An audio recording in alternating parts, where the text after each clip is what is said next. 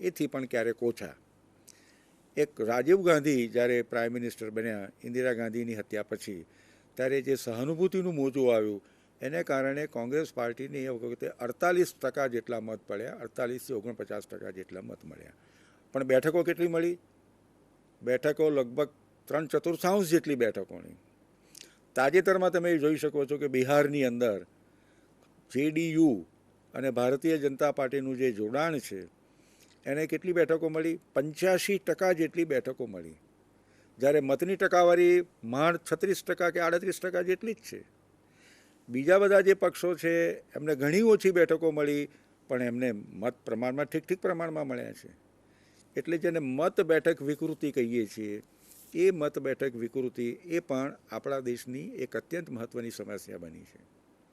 એ કેવી રીતે દૂર કરવી? લઘુમતી મતે વધારે બેઠકો મળે, અને જો 2/3 કે એ કરતાં વધારે બેઠકો મળી હોય તો તમે બંધારણમાં સુધારા પણ કરી શકો. એ જાતની પરિસ્થિતિ આપણે ત્યાં અવારનવાર ઊભી થઈ છે. તો ચૂંટણીઓની જે વ્યવસ્થા છે, ચૂંટણી પ્રથા છે, એમાં ધરમૂળથી ફેરફારો કરવાની જરૂર છે. અને જેટલા પ્રમાણમાં મત મળતા હોય એટલા પ્રમાણમાં, લગભગ એટલા પ્રમાણમાં એને બેઠકો મળે એવા પ્રકારની કોઈ વ્યવસ્થા આપણે ત્યાં હોવી જોઈએ. એની સામે પણ અનેક પ્રકારની દલીલો કરવામાં આવે છે, પણ અત્યારે આપણે એની ચર્ચામાં નહીં જઈએ. પણ ચૂંટણી સુધારાની જ્યારે આપણે વાત કરીએ છીએ ત્યારે ચૂંટણી સુધારાની અંદર બીજું ઘણું બધું કરવાનું જરૂર ઊભી છે. કારણ કે આખરે લોકશાહીની અંદર ચૂંટણી એ અત્યંત મહત્ત્વનું અંગ છે. ચૂંટણીઓ વિના તમે લોકશાહીની કલ્પના કરી શકો? નહીં કરી શકો. પણ ચૂંટણીઓ હોય એટલે જ લોકશાહી હોય એવું પણ ના કહી શકાય. ચૂંટણીઓ લોકશાહીનું અનિવાર્ય અંગ છે, પણ માત્ર ચૂંટણીઓ કરીએ અને બીજી બધી જે લોકશાહીની શરતો છે એનું જો પાલન ન કરીએ તો એ સાચા અર્થમાં લોકશાહી નથી. લોકશાહીની બીજી અનેક મહત્ત્વની શરતો છે. દાખલા તરીકે બહુપક્ષ પ્રથા હોવી જોઈએ. એક જ પક્ષ હોય, એ જ શાસન કરવાનો હોય ને એને જ તમારે ચૂંટવાના હોય. ચૂંટણી ભલે થતી હોય પણ આપણે એને લોકશાહી નહીં કહીએ. એટલે મતદારોને જુદા જુદા પક્ષો વચ્ચે પસંદગી કરવાની સ્વતંત્રતા હોવી જોઈએ. બીજું, સંચાર માધ્યમો મુક્ત હોવા જોઈએ. આપણું ઇલેક્શન કમિશન છે એ પણ નિષ્પક્ષ હોવું જોઈએ, નિર્ભયતાથી કામ કરી શકે તેવું હોવું જોઈએ. તો પ્રચાર કરવાની પૂરતા પ્રમાણમાં છૂટ હોવી જોઈએ. ફ્રી એન્ડ ફેર ઇલેક્શન હોવા જોઈએ. આ બધી બાબતો મુક્ત સંચાર માધ્યમો, જેને આપણે નાગરિક સ્વતંત્રતાઓ કહીએ છીએ, એ મોટા પ્રમાણમાં હોવી જોઈએ. અને ચૂંટણીઓ હોય ત્યારે આપણે એને લોકશાહી કહી શકીએ. તો લોકશાહીની આ જે પવિત્રતા જાળવવા માટે બીજી ઘણી બધી બાબતો કરવાની જરૂર છે. પણ આપણી ચૂંટણી પ્રથાની અંદર 3-4 મહત્ત્વના દૂષણો જે દાખલ થયા છે એનો ખાસ આપણે ઉલ્લેખ કરવો જોઈએ. અને એ આપણે માટે એક મોટું સ્વરૂપ, એક મોટા પડકારનું સ્વરૂપ ધારણ કરી રહ્યા છે. દાખલા તરીકે અંગ્રેજીમાં જેને મસલ પાવર કહેવામાં આવે છે, બાહુબલ, જેની પાસે શક્તિ છે, બાહુબલીઓ જેને હવે કહેવામાં આવે છે, મસલ પાવર, ગુંડા તત્વો, અસામાજિક તત્વો એ મોટા પ્રમાણમાં ચૂંટણીઓને પ્રભાવિત કરવાનો પ્રયત્ન કરે છે. બીજી બાજુ જેને મની પાવર કહેવામાં આવે છે, ચૂંટણીઓની અંદર પુષ્કળ પ્રમાણમાં નાણાકીય ખર્ચ થાય છે. ચૂંટણી ખર્ચની મર્યાદામાં રહીને ભાગ્યે જ કોઈ ચૂંટણી લડતું હશે. મોટા પ્રમાણમાં બેફામ ચૂંટણીઓમાં ખર્ચ થાય છે. સામાન્ય માણસ, મધ્યમ વર્ગનો માણસ ચૂંટણી લડી ન શકે એવી પરિસ્થિતિ ઊભી થઈ છે. કરોડો રૂપિયા ચૂંટણી પાછળ ખર્ચાય છે. એ પૈસા ક્યાંથી આવતા હશે? કોણ આપતું હશે? આ પણ એક વિચારવાનો પ્રશ્ન છે. કારણ કે જે લોકો ચૂંટણીમાં પૈસા આપે છે એનો કોઈને કોઈ રીતે લાભ લેવાનો પ્રયત્ન કરવાના જ છે. તો મની પાવર, મસલ પાવર અને મીડિયા પાવર, સંચાર માધ્યમો પણ એક પાવર બન્યા છે. અને ચૂંટણી વખતે તમે કદાચ અનુભવ્યું હશે, જોયું હશે કે અમુક પ્રકારના સમાચારો છાપવામાં આવે છે, સમાચારોને છપાવવામાં આવે છે, જેને અંગ્રેજીમાં પેઇડ ન્યૂઝ કહેવામાં આવે છે. ટીવી ચેનલો ઉપર પણ અમુક રીતે રજૂઆતો કરવામાં આવે છે. આ બધું એમનેમ થતું નથી. એની પાછળ ઠીક પ્રમાણમાં નાણાં આપવામાં આવે છે. આ ઉમેદવાર સારી રીતે પ્રચાર કરી રહ્યા છે, આ ઉમેદવારને જીતે આવવાની શક્યતા વધારે છે, આવા સમાચાર આવે એટલે આપણને એમ લાગે કે આ ઉમેદવાર બહુ લોકપ્રિય હશે માટે ચૂંટાઈ આવશે. પણ એવા સમાચાર પબ્લિશ કરવા માટે ઠીક પ્રમાણમાં નાણાં આપવામાં આવે છે. 2009ની ચૂંટણીની અંદર ઘણા એવા કિસ્સાઓ બહાર આવ્યા છે કે પૈસા આપીને સમાચારો છપાવડાવવામાં આવ્યા હોય. અથવા તો ટીવી ચેનલોને ખાસ કવરેજ કરવા માટે ખાસ પૈસા આપવામાં આવ્યા હોય. તો આ મીડિયાનો જે રીતે ઉપયોગ થઈ રહ્યો છે રાજકીય પક્ષો દ્વારા, રાજકારણીઓ દ્વારા અને ચૂંટણીઓ વખતે ખાસ, એ પણ આપણે માટે એક મોટો ગંભીર પ્રશ્ન બને. સામાન્ય માણસને આ બધાનો ખ્યાલ આવતો નથી કે આ સાચા ન્યૂઝ છે કે પૈસા આપીને છપાવવામાં આવેલા ન્યૂઝ છે. આ પણ એક મોટો પડકાર છે. એને માટે જે આપણી કાઉન્સિલ છે, પ્રેસ કાઉન્સિલ છે, એને પણ એની સિરિયસનેસ, ગંભીરતા પ્રત્યે ધ્યાન દોર્યું છે કે આ કોઈને કોઈ રીતે આપણે અટકાવવાનો પ્રયત્ન કરવો જોઈએ. કારણ કે આખરે જે ફ્રી એન્ડ ફેર ઇલેક્શન છે, યોગ્ય ધોરણસર મુક્ત રીતે ચૂંટણીઓ લડાવવી જોઈએ. એ ચૂંટણીઓને ક્યાંક ને ક્યાંક આ ત્રણેય પરિબળો દૂષિત કરે છે. એક મની પાવર દૂષિત કરે છે, એક મસલ પાવર દૂષિત કરે છે, અને ત્રીજું જેને આપણે મીડિયા પાવર, જેનો દુરુપયોગ કરવામાં આવે છે. મીડિયાનું ઘણું બધું સારું કામ છે, પણ તેમ છતાં ચૂંટણી વખતે અમુક પક્ષોને વધારે લાભ થાય એ રીતે પ્રસારણ કરવામાં આવે અથવા સમાચારો પ્રકાશિત કરવામાં આવે, એ દૂષણ પણ ધીરે ધીરે આપણે ત્યાં વધતું જાય છે. તો ચૂંટણીઓની જે પવિત્રતા જળવાવી જોઈએ, ચૂંટણીઓની લોક સ્વીકૃતિ, ક્રેડિબિલિટી જળવાવી જોઈએ, એ માટે પણ આ બધા પ્રશ્નો આજે આપણી સમક્ષ ઊભા થાય છે. ત્યાર પછી બીજા કેટલાક જે મહત્ત્વના મુદ્દાઓ, પ્રશ્નો છે, એની આપણે ટૂંકમાં વાત કરવી જોઈએ. આપણા સમાજમાં કાયદાના શાસનની ઘોર ઉપેક્ષા થાય છે. રૂલ ઓફ લો, આપણા બંધારણનો જો કોઈ આધાર હોય તો કાયદાનું શાસન છે, રૂલ ઓફ લો છે. કોઈ એક વ્યક્તિનું શાસન નથી. વ્યક્તિઓ તો આજે છે અને જાય, ચૂંટણીઓ દ્વારા વ્યક્તિઓ આવે અને જાય. વહીવટીતંત્રની અંદર વહીવટી અધિકારીઓ નિમાય અને નિવૃત્ત થાય, પણ ખરેખર શાસન કોનું છે તો કાયદાનું શાસન છે. આપણા બંધારણના 14મા આર્ટિકલની અંદર ઇક્વાલિટી બિફોર ધ લો અને ઇક્વલ પ્રોટેક્શન ઓફ લો, એમાં કાયદાના શાસનની બહુ સ્પષ્ટ રજૂઆત કરવામાં આવી છે. રૂલ ઓફ લો, કાયદાનું શાસન. હવે એ કાયદાના શાસનનો આજે ઘોર દુરુપયોગ અથવા ઘોર એનો ભંગ થતો હોય એવા આપણને જાત જાતના અનુભવો થાય છે. તો કાયદાના શાસન વિના લોકશાહી લાંબો સમય ટકી શકે નહીં. બીજી બાજુ અમે કાયદા કરતાં ચડિયાતા છીએ એવી ભાવના જ્યારે મોટા પ્રમાણમાં લોકોમાં ઊભી થાય ત્યારે પણ સાચા અર્થમાં લોકશાહી ટકી શકે નહીં. કાયદાનો ભંગ કરવો એ જાણે કે બહાદુરીનું કામ હોય એવું આજે લોકો માનતા થયા છે. તમે જોતા હશો કે ટ્રાફિક નિયમોનો ભંગ કરવો એ જાણે બહાદુરી. હવે લાલ બત્તી હોય ત્યારે આપણે ઊભા રહેવું જોઈએ, રાહ જોવી જોઈએ, એને બદલે આપણું વાહન હંકારી જઈએ. એને કારણે આપણે આપણી જાતને જોખમમાં મૂકીએ છીએ અને બીજાને જાનને જોખમ મૂકીએ છીએ. પણ તેમ છતાં આવા વલણો વધતા જાય છે. તો રૂલ ઓફ લો, અનેક પ્રકારના કાયદાઓ છે, કાયદાને માન આપવું જોઈએ એ દરેક નાગરિકની પહેલી અત્યંત મહત્ત્વની ફરજ છે, ખાસ કરીને લોકશાહીની અંદર જેની ઘોર ઉપેક્ષા થતી હોય છે. કાયદા ઘડનારાઓ દ્વારા જ્યારે કાયદાના શાસનની ઉપેક્ષા થતી હોય એવી ચિંતાજનક પરિસ્થિતિમાં આજે આપણે મુકાતા જઈએ છીએ. જે લોકો કાયદા ઘડવાનું કામ કરે છે, જે લોકો કાયદાને અમલમાં મૂકવાનું કામ કરે છે, એ લોકો પોતે કાયદાના શાસનનો ભંગ કરે છે. એ એક મોટી ચિંતાનો વિષય છે. બીજી ચિંતાનો વિષય, સમાજમાં એક પ્રકારની ગુનાખોરીનું વાતાવરણ વધતું જાય છે, લોલેસનેસ વધતી જાય છે. કાયદો વ્યવસ્થાની પરિસ્થિતિ ધીમે ધીમે કથળતી જાય છે. રોજ લૂંટના બનાવો બને છે. સામાન્ય માણસ જતો હોય તો એના ગજવામાંથી પાકીટ કાઢી લેવામાં આવે છે, બહેનોના ગળામાંથી મંગળસૂત્ર કાઢી લેવામાં આવે છે, ઉઘાડે દિવસે ઉઘાડે છોક લૂંટફાટ થાય છે. આવા કિસ્સાઓ ઠીક પ્રમાણમાં આજે બનતા જાય છે.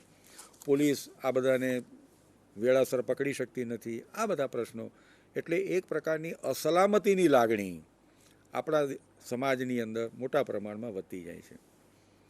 ધારાસભ્યો, પાર્લામેન્ટના સભ્યોનું જે વર્તન છે એ પણ ઘણી વખતે બેજવાબદાર હોય છે. દિવસો સુધી પાર્લામેન્ટ ચાલવા દેવામાં આવતી નથી. દિવસો સુધી વિધાનસભાની બેઠકો ખોરંભે પડી જાય છે. પાર્લામેન્ટનું અને વિધાનસભાનું જે મુખ્ય કાર્ય છે, ચર્ચા વિચારણા કરવાનું, અત્યંત મહત્ત્વના ખરડાઓ પસાર કરવાનું, એ ખોરંભે પડી જાય છે. કોઈને કોઈ નિમિત્તે ઉહાપો કરવો, શોરબકોર કરવો, ગૃહની વચ્ચોવચ્ચ ધસી જવું, સૂત્રોચ્ચાર પોકારવા, આ બધું સંસદ સભ્યો અને ધારાસભ્યો માટે શોભાસ્પદ નથી. પણ તેમ છતાં આજે આપણને એ બધું જોવું પડે છે. તો સંસદીય કાર્યવાહીને બાનમાં લેવાનું વલણ, આજે અમે સંસદની કાર્યવાહી નહીં ચાલવા દઈએ. મુદ્દો ગમે તે હોય, અત્યંત મહત્ત્વનો મુદ્દો કેમ ન હોય, પણ સંસદની અંદર ગૌરવપૂર્ણ રીતે તમે એની ચર્ચા કેમ કરતા નથી? સરકારની જે કંઈ ટીકા કરવી હોય એ તમે ગૃહમાં કેમ કરતા નથી? સરકાર ઉપર ઠપકાની દરખાસ્ત તમે કેમ લાવતા નથી? સરકાર સામે અવિશ્વાસની દરખાસ્ત કેમ લાવતા નથી? પણ સંસદની કાર્યવાહીના નિયમોનું પાલન કરીને તમારે આ બધું કરવું જોઈએ.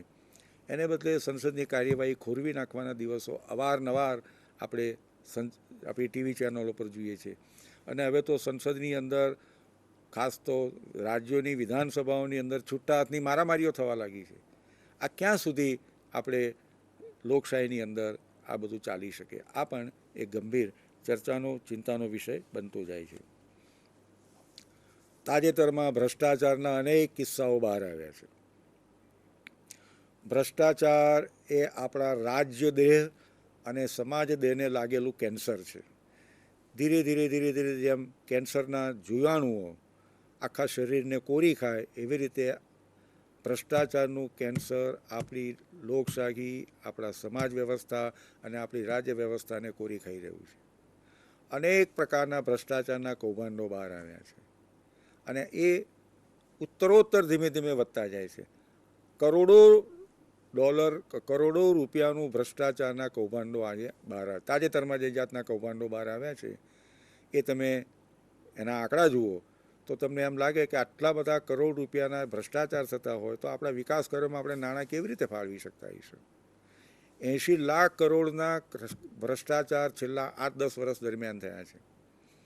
અને તાજેતરમાં જે ભ્રષ્ટાચારના આંકડા તમે ઉમેરો તો એ આંકડો 1 લાખ કરોડ કરતાં, 1 અબજ કરોડ કરતાં પણ એનો આંકડો વધી જશે.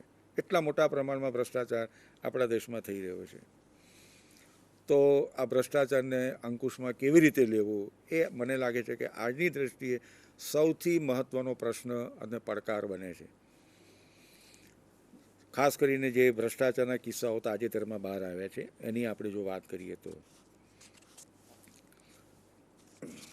ત્યાર પછી ઉદારીકરણ અને ખાનગીકરણ જે આપણે એની જે પ્રક્રિયાઓ આપણે ત્યાં શરૂ થઈ, એ વખતે આપણા મનમાં જે એક આશા હતી, એક ધારણા પણ હતી કે લાયસન્સ, પરમિટ, કોટા રાજને કારણે ઠીક પ્રમાણમાં કરપ્શન થાય છે, ભ્રષ્ટાચાર થાય છે. હવે તમે લાયસન્સ પ્રથા દૂર કરો, મોટા પ્રમાણમાં આયાત નિકાસ કરવા દો વગેરે, ઉદારીકરણ કરો, ખાનગીકરણ કરો, તો એને કારણે ભ્રષ્ટાચારનું પ્રમાણ કદાચ ઘટશે. અનુભવ એવો છે કે એના કારણે ઉલટું ભ્રષ્ટાચારનું પ્રમાણ વધ્યું છે. ભ્રષ્ટાચારનું પણ જાણે કે ઉદારીકરણ થયું હોય, ભ્રષ્ટાચારનું પણ જાણે ખાનગીકરણ થયું હોય, એવું મોટા પ્રમાણમાં ભ્રષ્ટાચારના કિસ્સાઓ બહાર આવ્યા છે. અને આપણા જે મોટા મોટા કોર્પોરેટ હાઉસીસ છે, મોટી મોટી કંપનીઓ, ભારતના કહી શકાય એવા મોટા મલ્ટીનેશનલ કોર્પોરેશનો પણ કોઈને કોઈ રીતે ભ્રષ્ટાચારની અંદર સંડોવાયેલા બહાર આવ્યા છે. એટલે કોર્પોરેટ કરપ્શન, ઇન્ડિવિજ્યુઅલ કરપ્શનની વાત નથી કરતા. એકલ દોકલ સરકારી કર્મચારી માનો કે કંઈ લાંચ લેતા પકડાય, એ તો ક્ષુલ્લક વસ્તુ થઈ ગઈ છે. પણ મોટી કંપનીઓ જ્યારે પોતાના હિતો માટે કરોડો રૂપિયા કોઈને કોઈ રીતે ભ્રષ્ટાચારમાં વાપરે, એને કારણે જે ભ્રષ્ટાચાર થાય છે એનો અંદાજ હજુ આવવો આપણને મુશ્કેલ છે. એટલે ઉદારીકરણ અને ખાનગીકરણ કર્યા પછી આજે એવું લાગે છે કે આ તો ઉલમાંથી ચૂલમાં પડ્યા જેવું થયું. પહેલાં કરપ્શનનું પ્રમાણ ઓછું થતું હતું, પણ ઓછું પ્રમાણ હતું. આજે તો અબજો રૂપિયાનું કરપ્શન થાય છે અને એમાં મોટી કંપનીઓ સંડોવાયેલી હોય છે. એને કેવી રીતે અંકુશમાં લેવી, એ આજનો બહુ મોટો પ્રશ્ન બને છે. ન્યાયતંત્રમાં પણ ભ્રષ્ટાચારના આક્ષેપો થવા લાગ્યા છે અને એ મારી દૃષ્ટિએ વધારે ગંભીર છે. કારણ કે આખરે ભારતના નાગરિકને જો ક્યાંય વિશ્વાસ હોય તો ભારતના ન્યાયતંત્રમાં છે. હાઈકોર્ટમાં અને સુપ્રીમ કોર્ટમાં હવે ક્યાંક એવું સંભળાવા લાગ્યું છે કે ત્યાં પણ અમુક પ્રકારના ભ્રષ્ટાચારના કિસ્સાઓ બન્યા છે. આ ગંભીર વસ્તુ કહેવાય અને એ તત્કાળ એને અટકાવવાનો આપણે પ્રયત્ન કરવો જોઈએ. વહીવટીતંત્રમાં તો મોટા પ્રમાણમાં ભ્રષ્ટાચાર છે. એક બાજુ શિથિલતા છે, ઢીલ છે, રેડ ટેપિઝમ જેને કહેવામાં આવે છે એ છે, અને બીજી બાજુ ભ્રષ્ટાચાર છે. તો વહીવટીતંત્રનો જે ભ્રષ્ટાચાર છે એ પણ એટલો જ, કારણ કે સામાન્ય નાગરિકને તો એ સ્પર્શે છે. એની જે રોજિંદી જે જરૂરિયાતો છે, એને એક નાનું સરખું માનો કે BPL કાર્ડ જોઈતું હોય અથવા નાની સરખી કોઈ લાયસન્સ જોઈતું હોય, એમાં એને ભ્રષ્ટાચાર કોઈને કોઈ રીતે આપવો પડે છે. તો આ વ્યાપક જે ભ્રષ્ટાચાર થયો છે, છેક ટોચથી માંડીને છેક નિમ્ન કક્ષા સુધીનો, એ ભારતીય રાજકારણ સામેનો સૌથી મોટો પડકાર છે એમ મને પોતાને અત્યારે લાગે છે. શિક્ષણનું જે ખાનગીકરણ થયું છે એને કારણે પણ આજે મુશ્કેલી ઊભી થવા મળી છે. સામાન્ય માણસ પોતાના સંતાનોને ઉચ્ચ શિક્ષણ ભવિષ્યમાં આપી શકશે કે કેમ, એ પ્રશ્ન ઊભો થયો છે. મિડલ ક્લાસનો એક માણસ પોતાના સંતાનોને માનો કે અમુક પ્રકારનું શિક્ષણ આપવા માગતો હોય તો આપી શકશે કે કેમ. એટલા મોટા પ્રમાણમાં શિક્ષણની અંદર પણ જેને ડોનેશનનું પ્રદૂષણ કહેવામાં આવે છે, જેને ડોનેશન શબ્દ વાપરવામાં આવે છે, એ એક પ્રકારનો ભ્રષ્ટાચાર છે. જેને કેપિટેશન ફી કહેવામાં આવે છે એ કહે છે. એટલે લાખો રૂપિયા આપીને તમારે તમારા બાળકને ભણાવવાનો છે. હવે લાખો રૂપિયા ખર્ચીને ભણેલું તમારું બાળક જ્યારે બજારમાં આવશે, ધંધો રોજગાર કરશે, ત્યારે કેવી રીતે જે રૂપિયાનું એણે રોકાણ કર્યું છે, એના માતા પિતાએ જે રોકાણ કર્યું છે, એ તરત વસૂલ કરવાનો પ્રયત્ન કરશે. એટલે એમાં પણ એ નીતિ, સદાચાર એ બધાનો કંઈ આગ્રહ રાખશે એવું માનવાને કોઈ કારણ નથી. એણે તો ઓછામાં ઓછા સમયની અંદર મારા માતા પિતાએ મારા શિક્ષણમાં જે રોકાણ કર્યું છે એ મારે જલ્દીથી પાછું લેવાનું છે. તો શિક્ષણની અંદર જે ખાનગીકરણ પેઠું છે એના ગંભીર પરિણામો આપણા દેશમાં આવી શકે તેમ છે. જે ઉચ્ચ શિક્ષણ જેને પોસાશે એવો એક વર્ગ ઊભો થશે, જેને ઉચ્ચ શિક્ષણ નહીં પોસાય એવો સીધો સાદો સામાન્ય વર્ગ એમાંથી ઊભો થશે. તો આ એક બહુ મહત્ત્વનો શિક્ષણનું જે ખાનગીકરણ અને એમાં આ જે દૂષણ ઊભા થયા છે એ પણ મને લાગે છે કે આપણે માટે એક અત્યંત ગંભીર પ્રશ્ન બને છે. બીજા બે મોટા પડકારોનો સામનો આજે ભારતીય રાજકારણ કરી રહ્યું છે, જેનો ખાસ ઉલ્લેખ આજે આપણે કરવો જોઈએ. એક છે માઓવાદ અથવા નક્સલવાદ તરીકે જે ઓળખાય છે.